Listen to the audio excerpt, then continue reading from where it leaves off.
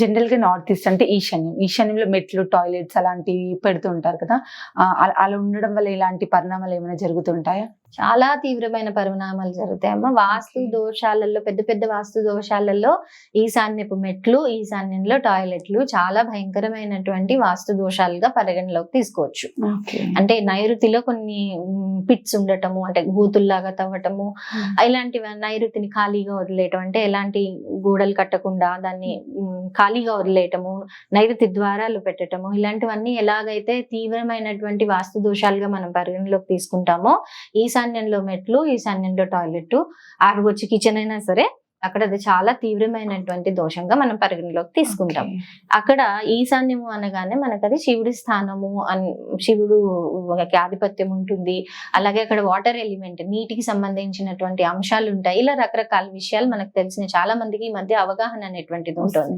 కానీ ఇక్కడ ఏమవుతుంది అని అంటే, ఎప్పుడైతే ఇక్కడ మనము మెట్ల రూపంలోనో టాయిలెట్ల రూపంలోనో ఇలాంటివి ఎప్పుడైతే అక్కడ పెడతామో అక్కడ ఎనర్జీస్ చాలా భయంకరంగా డ్యామేజ్ అవుతాయి అన్నమాట. అక్కడ వాస్తవానికి మనం చూసుకుంటే వాస్తు పురుషుడి యొక్క తల భాగం అనేటువంటిది అక్కడ ఉంటుంది.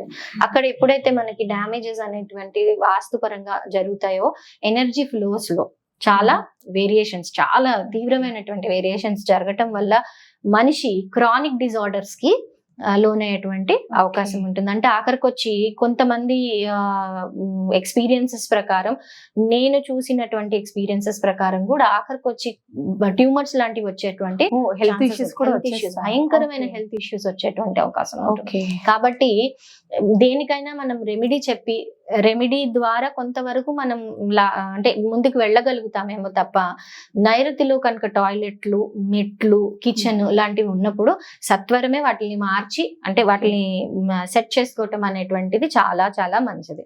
లేదు అని అంటే ఇవి చాలా తీవ్రమైనటువంటి పరిస్థితులకి దారితీస్తుంది.